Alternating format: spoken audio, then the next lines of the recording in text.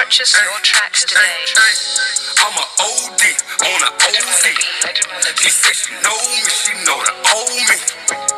24 shots into later, existence. Kobe. And here he is, knocking down the three. Crossover by Ball. Zubac. It's the first loss by a USA basketball team at any level as Tatum knocks down a fadeaway jumper. Ball with the step through. Oh, showtime, Lonzo Ball. There's Tatum right out of the box and knocks down that mid-range jump shot. He dived up Kuzma. There we go. 3 seconds to go. Tatum launching. It counts. Doesn't look like a rookie. That point's for you. Lonzo Ball on the post-up. Nice drop step. This is what he does well. With the steal and the finish. He had Nwaba in jail. I want to say the Chicago Bulls were the champions last year. Ball punches it home. He messed around and got himself a triple-double putback. 3 seconds to go. Tatum launching. It counts. Doesn't look like a rookie. That point's for you. And Mob loves it. Unbelievable. Jayson Tatum, 17 poke it into existence. And here he is, knocking down the three. Crossover by Ball. Zubac. Ball with the step through. Oh, showtime, Lonzo Ball. He dived up Kuzma. Brown with a tough manufactured shot. Lonzo Ball, that's his 9th rebound. Beautiful full court ball. This is what Ball was going to be. Lonzo Ball on the post-up. Nice drop step. This is what he does well. With the steal and the finish. I want to say the Chicago Bulls were the champions last year. Ball punches it home. He messed around and got himself a triple-double. Good morning, people. You know who it is. It's Tay Wiggins reporting live for the Man Cave as usual. For those out there not subscribed to my YouTube channel, please feel free to do so now at TAE_WIGGS. I keep up on the latest scores, stats, and news injuries around the league, and of course, the 2017 Summer League, and of course, the free agency period. I got a couple of games that's come on tonight. Let's get right into them. Tonight, you got the Atlanta Hawks taking on the New Orleans Pelicans. That's at 4 o'clock. At 4:30, followed by the Phoenix Suns and the Dallas Mavericks on ESPN. Then follow at 6 p.m. on NBA TV, the Milwaukee Bucks and the Brooklyn Nets. 6:30, the Denver Nuggets taking on the Timberwolves. Then we're going to switch back to NBA TV at 8 p.m. and get ready for the Utah Jazz and the Los Angeles Clippers, followed by at 8:30, the Portland Trail Blazers taking on the Boston Celtics on ESPN2. Then at 10 o'clock and 10:30, you're going to have the Memphis Grizzlies and the Sacramento Kings, NBA TV 10. Then, like I said, the last game, Markelle Fultz probably won't play tonight. They play the San Antonio Spurs, 10:30 ESPN2. But before I get into the games I was on last night, let's get into what's going on. DeMarre Carroll has been traded from the Toronto Raptors to the Brooklyn Nets for a 2018 second-round draft pick and Justin Hamilton. I always say in my clips, when it's playoff time comes, DeMarre Carroll is nowhere to be found. He never shows up. He's supposed to be one of the Premier League's defensive stoppers, and he can't stop no one. So the best thing Toronto did, they got rid of him. They get a 2018 second-round draft pick for next year. And also they get Justin Hamilton. Justin Hamilton is still a household name. He has one championship ring with the Miami Heat by default. He can knock down threes, but his body of work is not there yet. So maybe this is a project for the Raptors, or they may just dump his contract and waive him and take up the cap space. Other news, the Washington Wizards has matched. Yes, the Washington Wizards has matched the 4-year deal, $106 million contract from the Sacramento Kings and the Brooklyn Nets. So we know the first time Otto Porter got offered a contract was from Sacramento for the 4-year deal, $106 million. But Brooklyn Nets said, you know what, we can get the same thing too if you come play for us. If you want to stay on the East Coast, it's close to home. They gave him the 4-year deal, $106 million. The Washington Wizards said, no, squash that. Neither of these teams was in the playoffs. Come back and play for us. We give you the 4-year deal, $106 million. And the funny part about Otto Porter deal contract is he makes more than Bradley Beal and John Wall. So we're gonna see how that's gonna fare out for them guys over there in Washington. They would be fine. Other news: New York Knicks president and active GM Steve Mills is sitting down talking to Dave Griffin later on today. They talked yesterday, but they're going to talk some more about a contract negotiation. Just let you know, David Griffin, the former Cavaliers GM, is getting offered a contract through the New York Knicks. And just let you know, the Cavaliers are in day 22 with no GM. So I'm just letting guys know about that. And do want to say this. The Minnesota Timberwolves did pick up Jamal Crawford in the 2-year deal, $8.9 million. The Cavaliers, they wanted to give him the 2-year deal for the $5.2 million for the mid-level exception. So this is what goes on when you don't have a GM who can actually work around these laws for you in certain deals. And this is where the Cavaliers are going to miss David Griffin at, because David Griffin can make these things happen when it comes to certain players and have them buy in. So no GM. This is what you're going to get. You're not going to get the players you want. So he goes to Minnesota, which I think is a great look for the Timberwolves.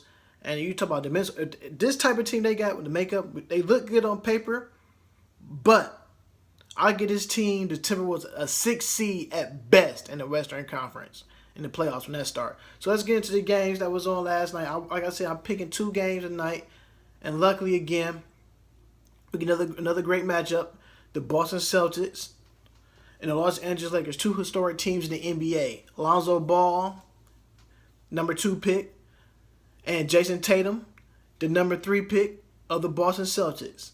The score was 86-81. The Celtics won. Jayson Tatum. I told you my dark horse was De'Aaron Fox. The more and more I watch Jayson Tatum, he's right now looking like one of the steals of the draft. He has a complete package. Yes, I know it's summer league stuff. You know, these guys are fighting for a roster spot and possibly playing time. But Jayson Tatum right now is seizing the moment, folks. The guy is all world. He right now he's making me want to change my mind and say he's probably going to be Rookie of the Year. But we're gonna see how that fares out once the season starts. But right now, man, he's looking really good. I don't care what no one says.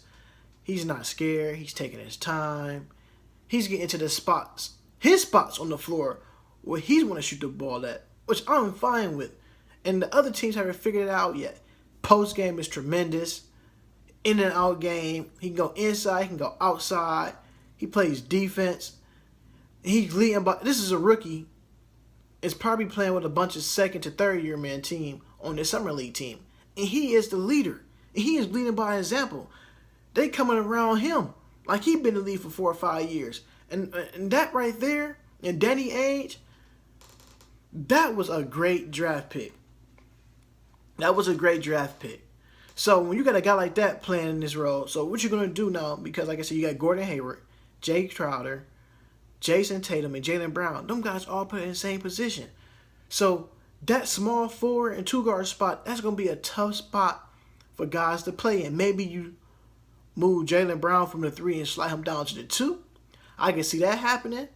But that is a lot of scoring that you have behind a Gordon Hayward to give certain teams on a nightly basis a different look. Don't have to be the same like certain teams do repeatedly, but to throw a different body out there and compete on different levels against another opponent, that's a great pick by Danny Ainge. That's a great pick. I'm surprised his name never comes up for like GM of the Year, because he's know what he's doing up there. Even though he played for the Celtics and won a couple of titles with them, like I said, Jayson Tatum, tremendous. Look, 27 points, 11 rebounds.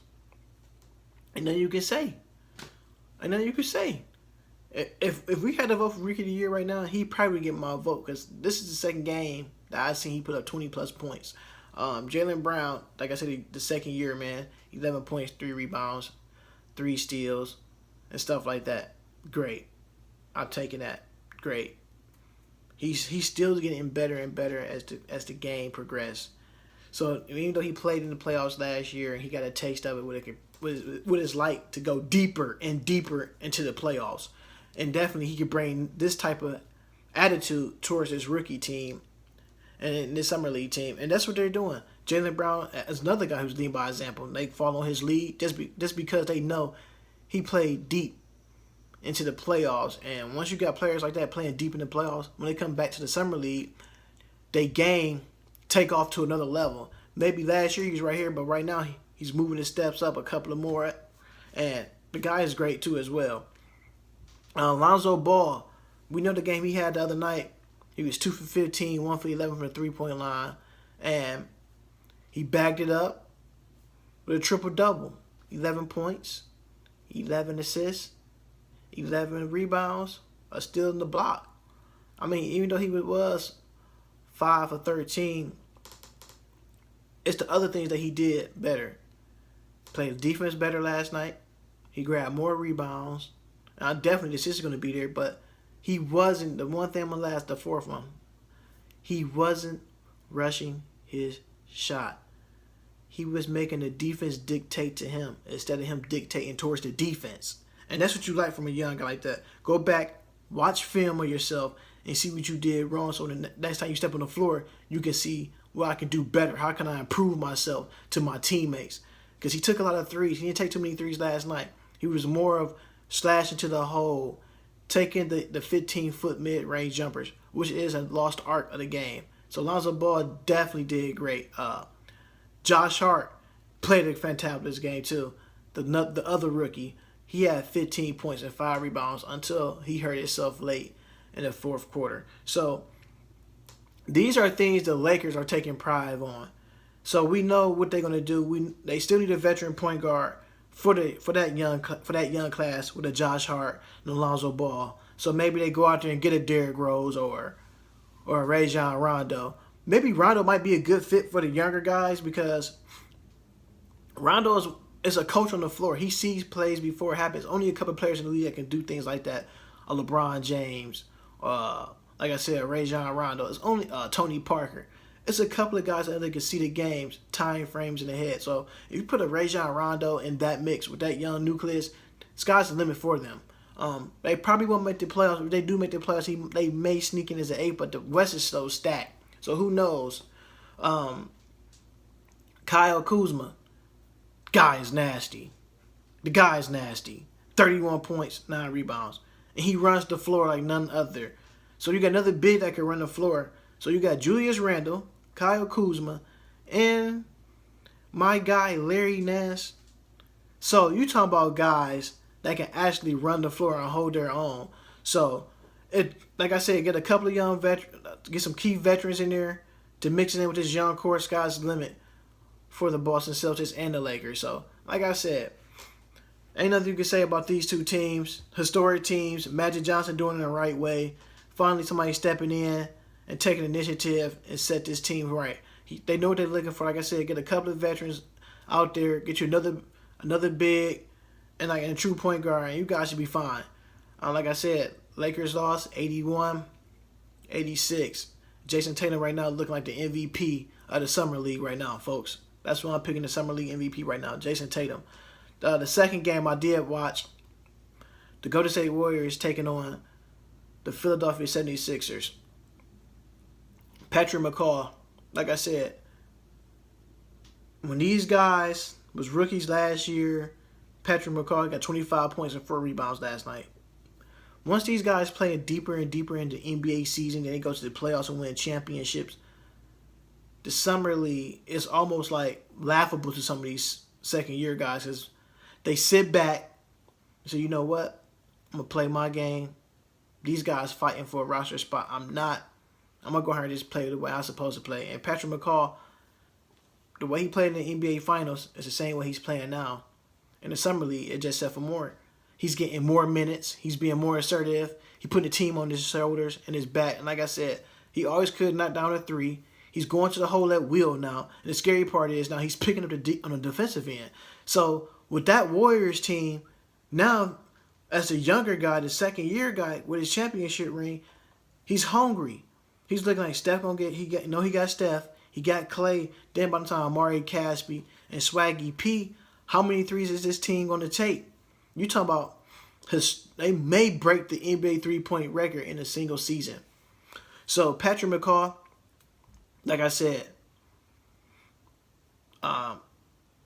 definitely a steal right now because he's long. What, he about 6'7", 6'6".